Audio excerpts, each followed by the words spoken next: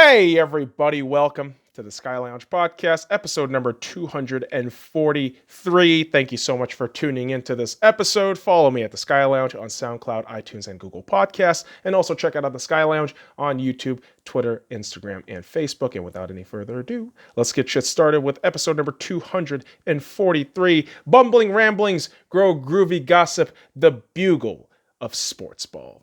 And we start off with some football news where, yes, Lionel Messi makes huge headlines because reports state that Lionel Messi wants to leave FC Barcelona this summer.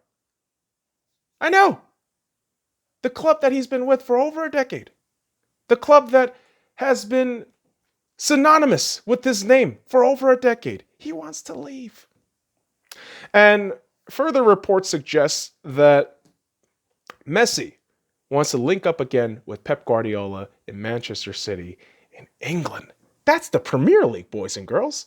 And the question being asked right now is this really a possible future? And to that I say yes, because there are, in my mind, three major circumstances that had to happen, and it just kind of did, all in kind of perfect succession, for this move to be a possibility in the future. Now, let's start off with the FFP ruling for Manchester City, where Manchester City was found not guilty, and they only had to pay like a £10 million fine for, I don't know, questionable FFP moves and regulations, but that freed up Manchester City from the potential bind of not being in the Champions League.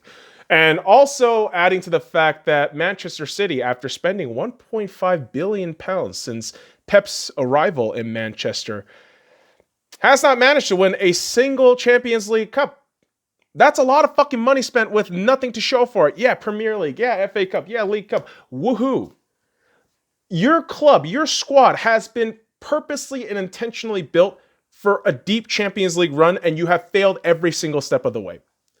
£1.5 billion. And that's the Manchester City side, where everything just kind of happens from the financial side, where it works for their benefit in that sense, right? Where all the negativity kind of, projects to the upward positive of potentially signing Messi, because Barcelona had a horrid season. I mean, obviously, you lost La Liga to Real Madrid. That's one circumstance for Barcelona there. And getting spanked 8-2 in the Champions League by Bayern Munich in what was really the most pivotal game for this club. And they shit the bed so hard they have to fire their manager, fire their head of football, and completely shuffle things around in the organization. And so with all of those things in place that has happened throughout the last 12 months, I mean, if you're talking Pep's whole fucking expenditure with Manchester City, you can go back to like 4 or 5 years. So with all of that kind of aligned itself, the stars kind of aligning, Messi can potentially go to Manchester City. Now, this is where the curious part happens. How much is he worth? In my mind, I would say you pay a guy like Lionel Messi about 200 to 300 million pounds, depending on his contract, depending on all the agent fees and everything else, transfer fees and whatnot. But if you can shit some heavy salary in that Manchester City squad, a player swap and some cash, transfer along with that, I don't see why not.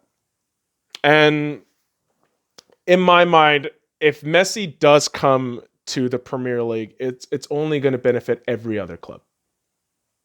And follow my reasoning on this, because when you have supposedly the best player in the world coming to one league, which, let's be fair, the Premier League is just an all-around Wild Wild West chaos scenario on any given week.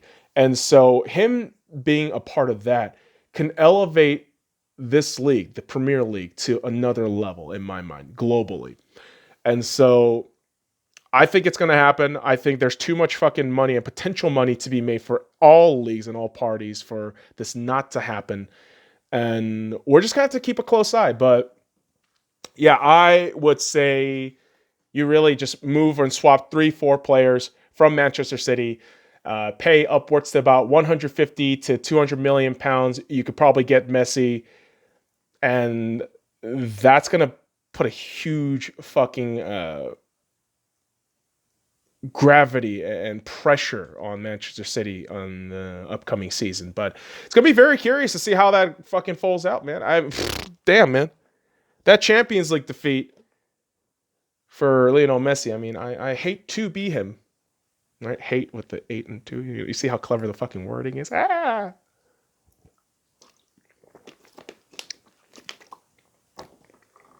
But what's curious is, with Messi moving and shit happening all around with transfers, I mean, football is constantly moving, constantly evolving, constantly changing.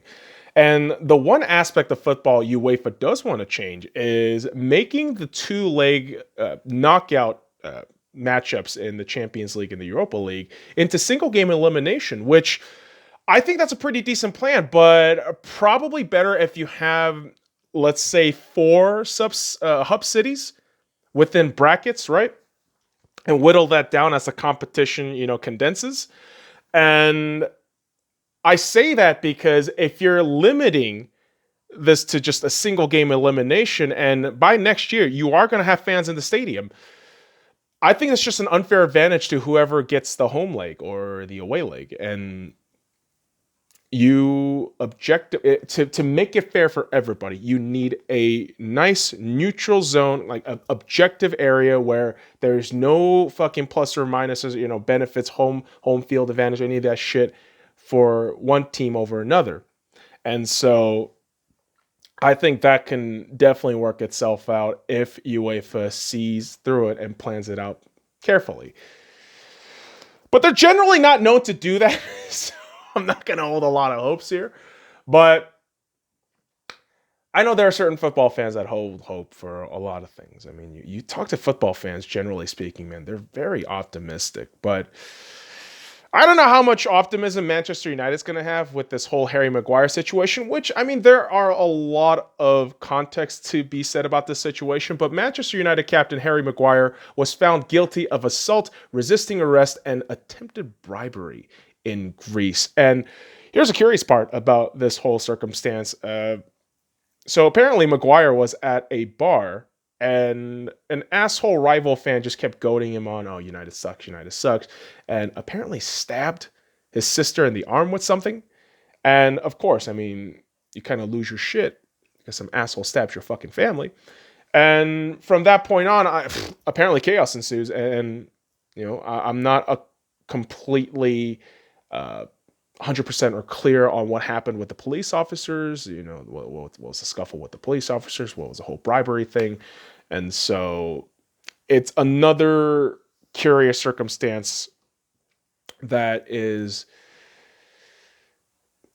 going to be pretty much left in the dark until more information, more details come out. So for Manchester United, whereas Manchester City has all this fucking reports and rumors of potential Messi, you got an arrest report for Harry Maguire, your captain, whether it be his fault or not. It just doesn't play well for the image of the club, which, I mean, yeah, it sucks.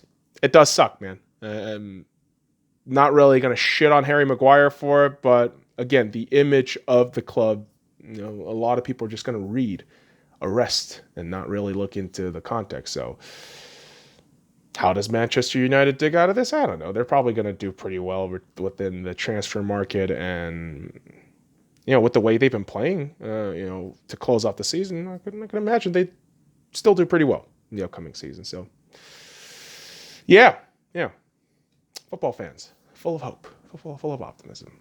Lot of fan bases, except Arsenal.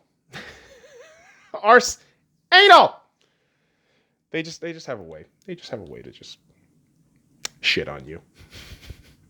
But listen, they don't always shit on you. Sometimes shit naturally progresses in Arsenal, like Freddie Ljungberg leaving Arsenal Football Club. So he was designated as an assistant coach under Mikel Arteta, but decides to leave the club after a couple of years of head coaching here. I said we're in Las Vegas, but I mean here as in, football club Arsenal, we, collective, whatever, nosotros.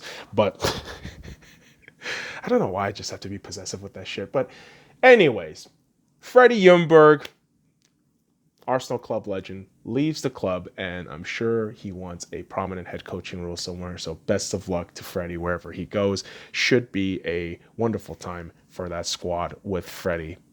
Good coach. Just avoid the chalice that is known as Arsenal. The poison chalice that is known as Arsenal. Because you will die if you sip from that fucking chalice. Except if your name is Arsene Wenger, because you can drink poison, no goddamn problem, apparently, for 22 years. That's why he's great. That's why he's the greatest. That's why Arsene Wenger's the greatest. It's absolutely phenomenal stuff. And when you say phenomenal, you would think the NFL at times. Not these days. Not these days. Yeah, the wokeness doesn't really help.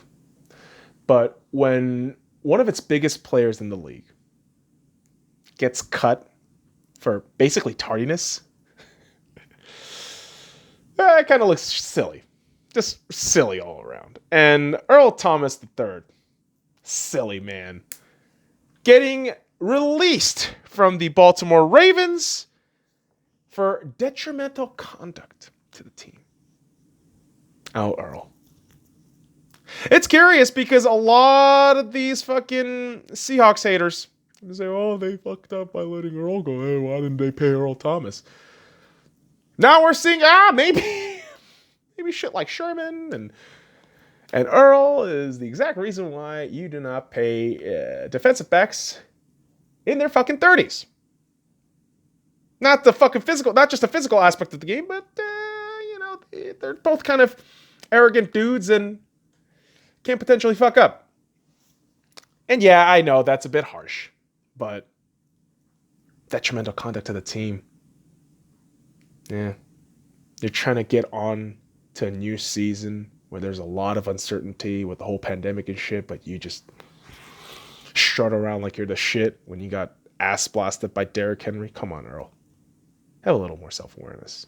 I know that's very difficult, but it just takes a little bit of effort. A little bit. Okay? All right, Jesus Christ, dude. Sound like those fucking cunty teachers.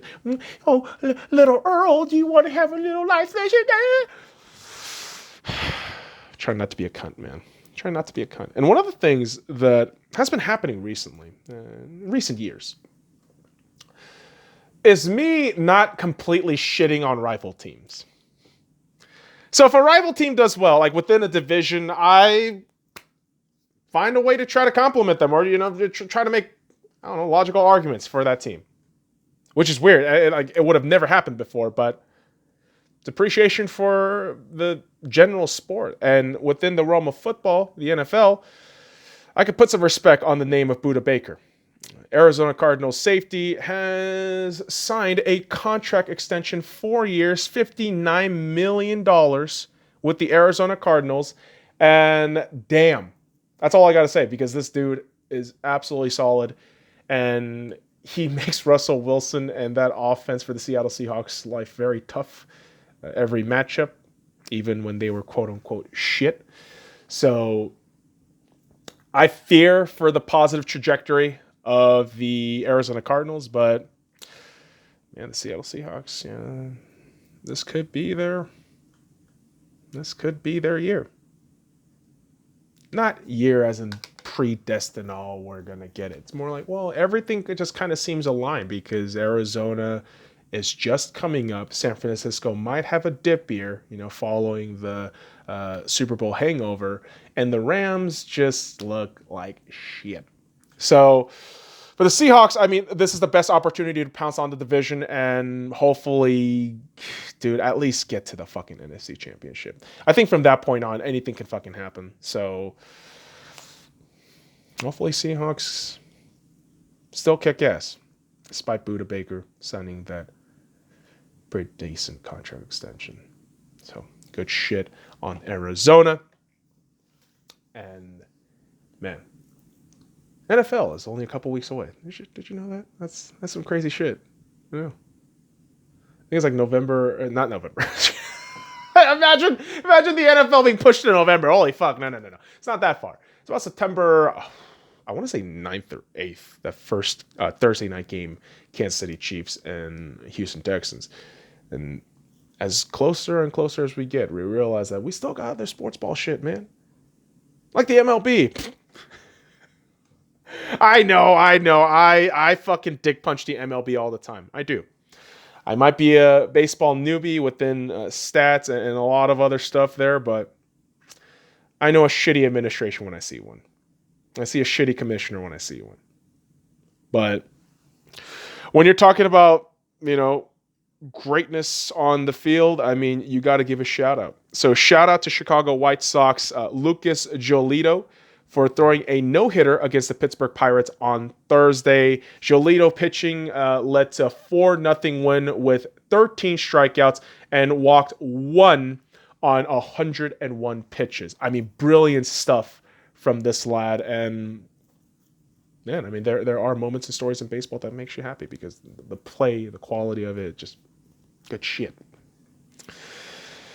And yeah, I know the Dodgers are doing okay. Best record in baseball, all this shit. But I mean, for me, I really don't give a shit about the regular season for the Dodgers.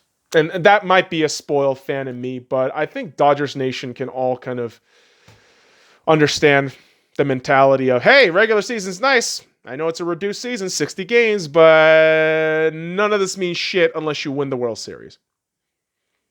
For the Dodgers, this is World Series or bust. There is really no ifs, ands, or buts, man. This is it. This is it, motherfucker. We're just about halfway done with the season. Yeah, get your shit together. Gotta go. Don't fuck up. It's gonna hurt if you fuck up. It really is. A lot of people say, I can't deal with another year of losing. I mean, I can deal with another year of losing if it happens, but oh my God, I'm going to be fucking more emotionally and spiritually drained than the last 3-4 years.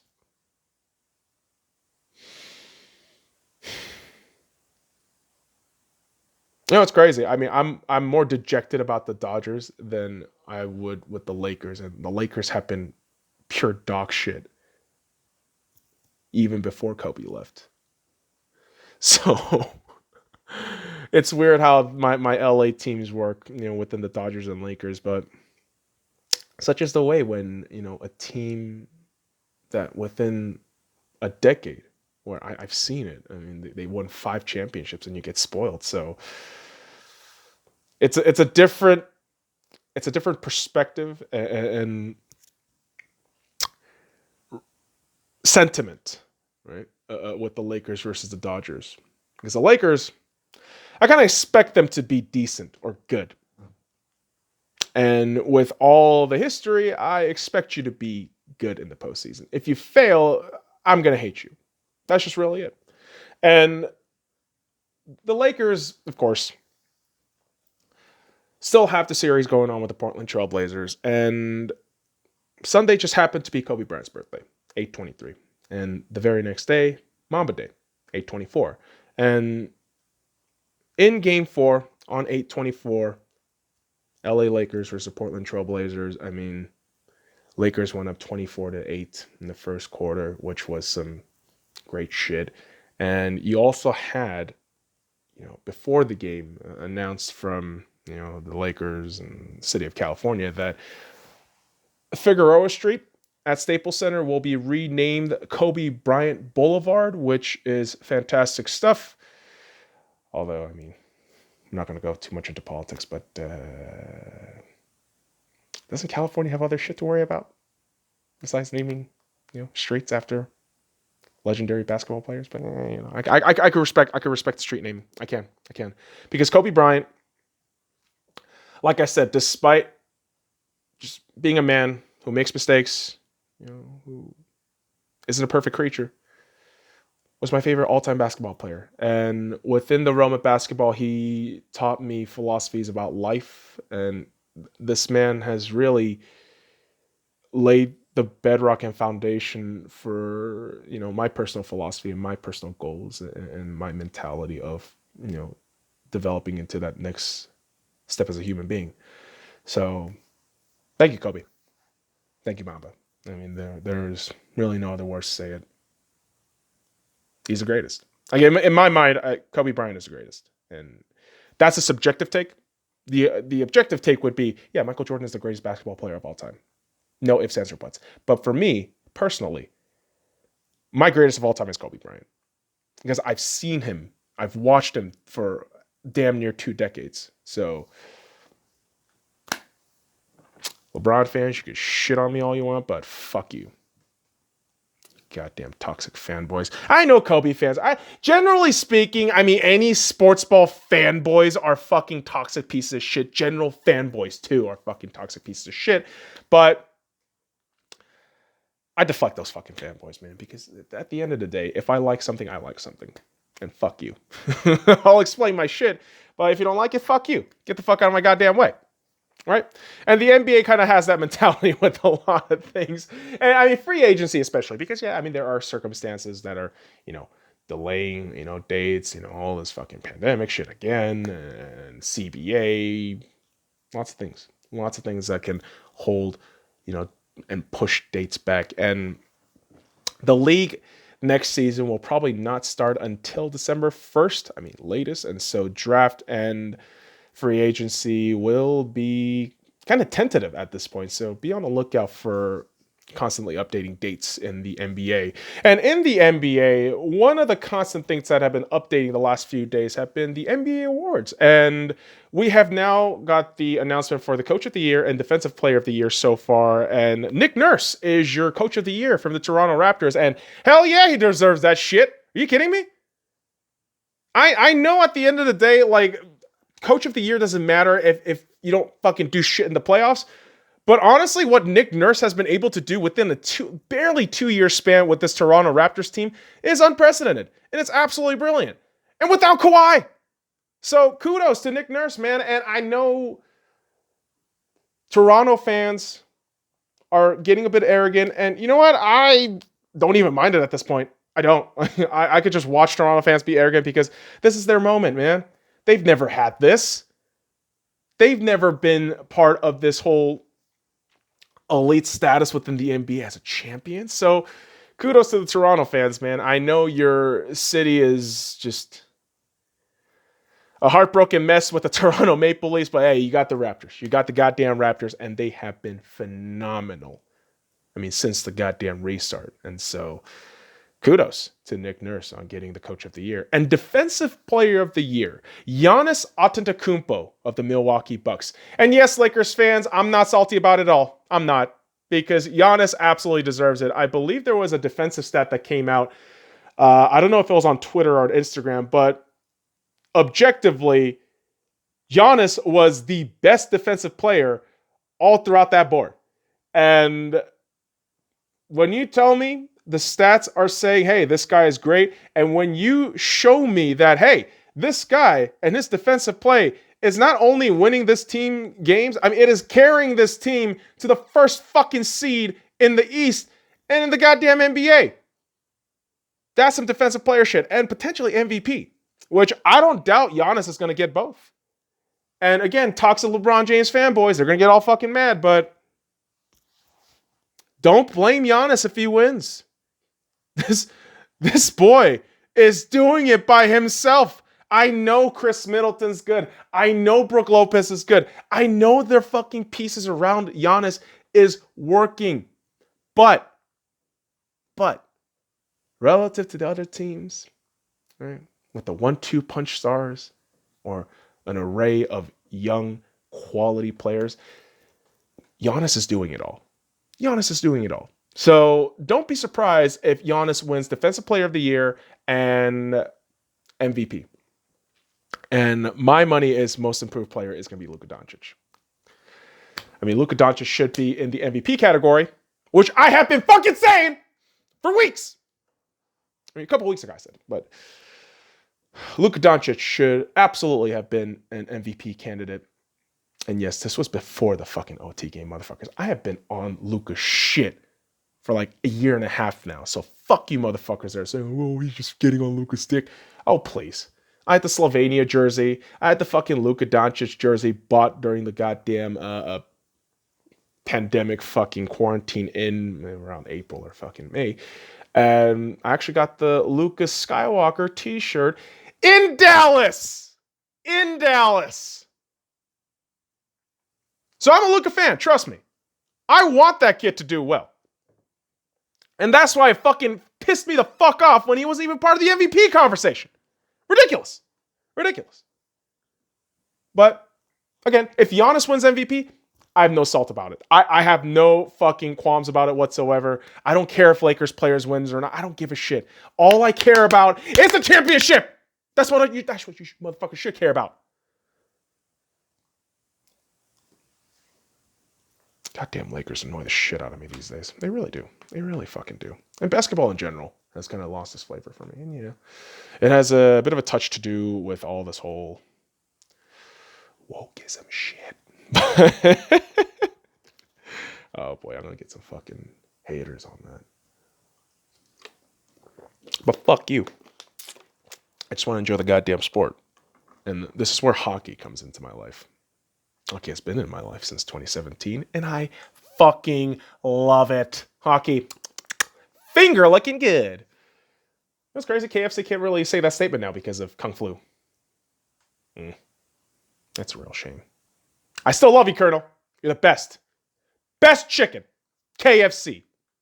It's Popeyes. Shut up! It's not fucking Popeyes. It's not Chick-fil-A. It's not Church's Chicken. It's KFC. You uncultured swines. But let's talk some hockey. Let's talk some hockey, kids. The Pittsburgh Penguins trade for Toronto Maple Leafs Kasperi Kapanen. Dude, once I saw the headlines, I thought, oh shit, that's probably a first round pick, maybe a second round pick and a third. Pittsburgh sent quite a bit of shit away. They did, yeah. The 2020 first round pick, which is the 15th overall pick. Evan Rodriguez, forward. Philip Hollander, forward. And David Warovsky, defenseman. And Pittsburgh receives Kasperi Kapanen, forward. Jesper Lindgren, defenseman. And Pontus Aberg, forward. My thoughts on this trade is very simple. Toronto got draft capital. They got the salary dump. And it honestly doesn't seem like the last move for Kyle Dubas. I mean, I would imagine that Nylander and Marner contract can be a pretty decent dump if you can find the team willing to pay up the draft capital to get it, which I don't know, man. I don't know if anyone's going to be able to do it, but Dubas has still got a lot of shit to take care of. As for Pittsburgh, man, dude, what the fuck is Rutherford doing? Like, what is he doing? You're trading another first rounder where you could potentially, I don't know, use it to bolster your fucking prospect farm that seems to just be kind of petering out at times. But, you know, as for the depth guys, I have seen Pittsburgh pick up decent depth pieces, and Kasperi Kapanen is technically going back to Pittsburgh, so that's a good homecoming for him. Maybe he pans out more and more worth than the first round pick and the package that Pittsburgh sent, but my initial reaction is just Pittsburgh they paid a lot, and hopefully they know what the fuck they're doing, because 9 out of 10 playoff losses in the last 2-3 years. That's something. That's something. And Pittsburgh really got to figure that shit out, man. Just remember, kids, I mean, a couple of years ago, they were sent to the Shadow Realm by the Washington Capitals, and the Capitals ended up winning the Cup. And post-Cup, Capitals themselves have been kind of meh. But Pittsburgh is just kind of dead on the ground. And Washington was walking along. But this postseason just broke apart. And this is where the Washington Capitals decided that they did not want to be with Todd Reirden, head coach of the Washington Capitals, for 2 years. Because, yeah, man, I mean, you got ousted in the first round for 2 years. No reason to keep you if you're the Capitals. And in my mind, I could see a Peter Laviolette kind of going into that locker room, but it's going to be very curious. I mean, you have Ovi, still potent, still dangerous, and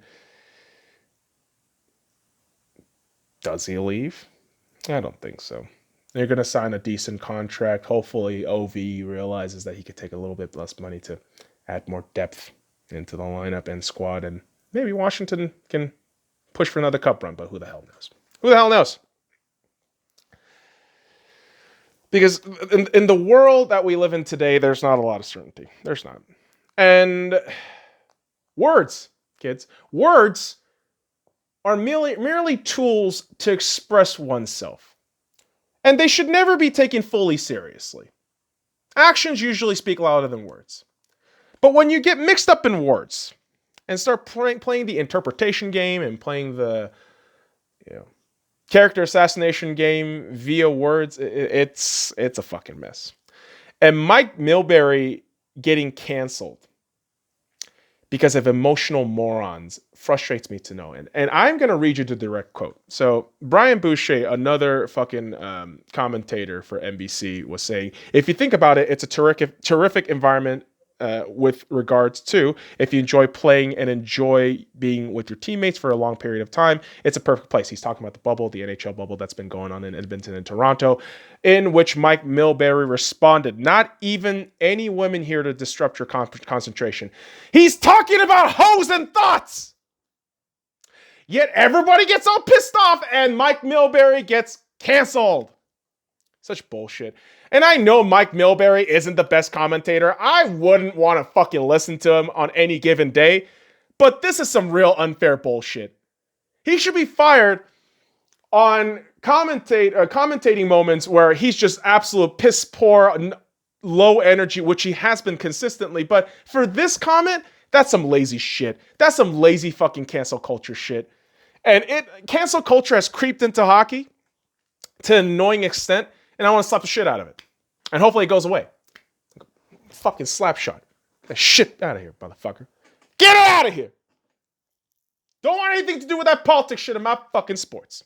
No goddamn orange juice in my motherfucking cereal. Because ultimately, kids, sports is bloody fantastic. Yes, it is. Yes, it is. And on the next episode of the Sky Lounge, kids, I'm actually going to have another full episode about Sportsball coming out tomorrow. And so this is the release schedule that's going to happen. 9 a.m. on the audio, we're going to release episode number 244. 12 p.m. afternoon, we're going to release episode number 244, YouTube version, the video version. So be on the lookout for that. We're going to be talking all the playoffs in the fucking NBA bubble and the NHL bubble. We're also going to be talking about some Champions League final that happened. So be on the lookout for that shit, boys and girls. All right, motherfuckers. I appreciate you dropping by this episode. Follow me at the Sky Lounge on SoundCloud, iTunes, and Google Podcasts. And also check out the Sky Lounge on YouTube, Twitter, Instagram, and Facebook. Until next time, kids. Fuck off.